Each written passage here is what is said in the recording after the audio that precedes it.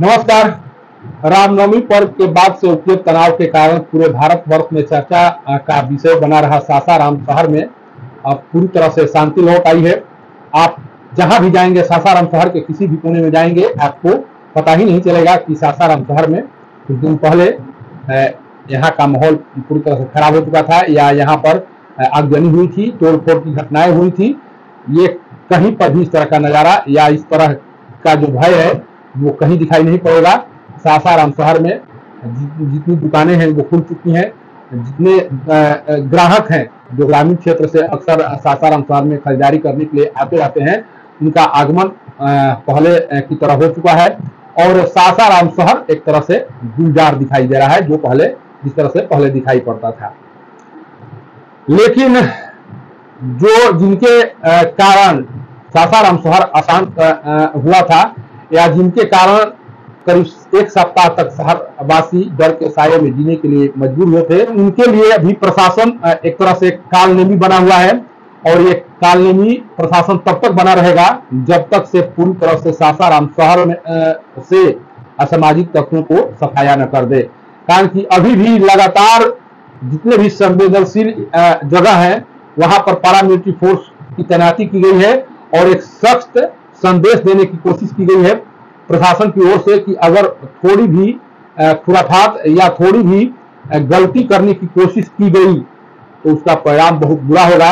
और अभी तक कई लोगों को गिरफ्तार किया जा चुका है, कई लोगों को लगातार गिरफ्तार करने की कोशिश की जा रही है। कारण की घटना के बाद से लगातार कई जो चिन्हित किए गए हैं वो फरार चल रहे हैं। पुलिस के स्तर से उन्हें भी गिरफ्तार करने की कोशिश की जा रही है। सोचिए कि एक सप्ताह तक जिस तरह से सासाराम शहरवासी अपने आप को तन्हाई में जीते हुए महसूस कर रहे थे, उसके बाद से जो प्रशासन के द्वारा कदम उठाया गया उसी का परिणाम है कि आज सासाराम शहर पूरी तरह से शांत दिखाई दे रहा है। लेकिन इस माहौल को आगे तक बनाए रखने के लिए अभी भी प्रशासन और पुलिस के स्तर से बहुत कार्य किए जाने हैं और उस कार्य को करते हुए शायद दिखाई पड़ रहे हैं प्रशासन और पुलिस के जो वरीय अधिकारी हैं उनके स्तर से वो सारे कार्य करते हुए दिखाई पड़ रहे हैं, जिस कार्य के बदौलत एक दीर्घकालीन शांति सासाराम शहर में लाई जा सके।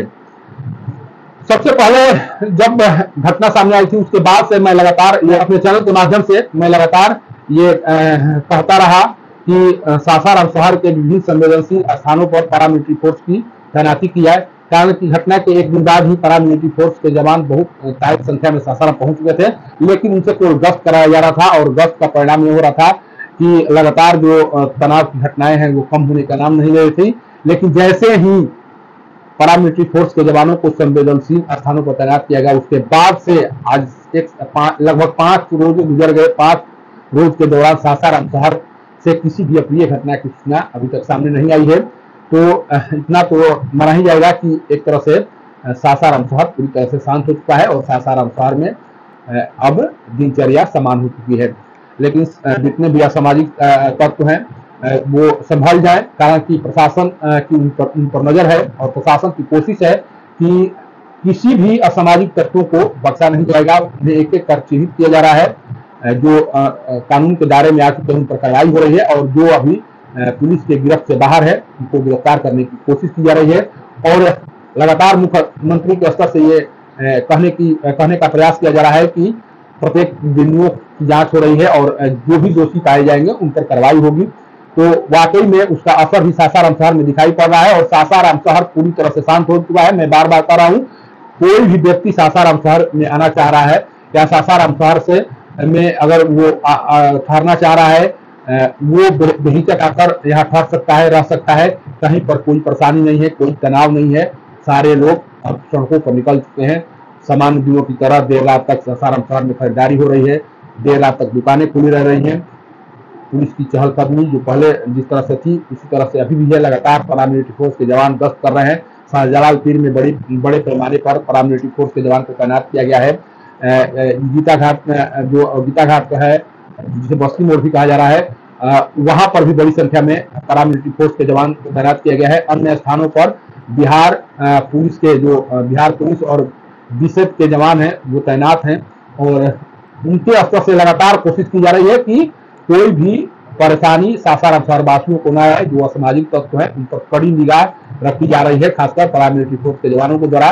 और ये जवान तब तक तैनात रहेंगे सासाराम शहर में पूरी तरह से शांति बहाल न हो जाए। हालांकि सासाराम शहर काफी बदनामी झेल चुका है।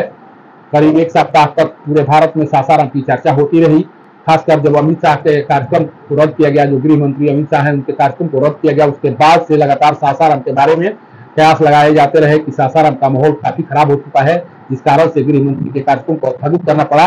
वाकई में इसके कारण पूरे भारत में सासाराम की छवि खराब हुई, लेकिन एक सप्ताह तक जिन परेशानियों का सामना करना पड़ा यहाँ के लोगों को, शायद उन परेशानियों को यहाँ के लोग भूल चुके हैं। पुरानी दिनों की तरह अब फिर से वो अपने अपने घरों से निकलकर उस तरह के कार्यों में लग चुके हैं जिस तरह के कार्य रामनवमी पर पहले वो किया करते थे।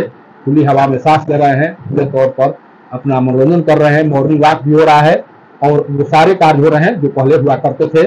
आप भी आइए और सासाराम शहर के खुशनुमा माहौल में अपना एंजॉय कीजिए। डरने की जरूरत नहीं है, लेकिन उन असामाजिक तत्वों को एक तरह से कड़ी चेतावनी देने की कोशिश की जा रही है प्रशासन की व्यवस्था से कि अगर इस बार कुछ भी हुआ या इस बार कुछ भी करने की कोशिश की गई तो उसका परिणाम क्या होगा ये आने वाला समय बताएगा। सासाराम से पब्लिक न्यूज के लिए सत्येंद्र चौबे की रिपोर्ट।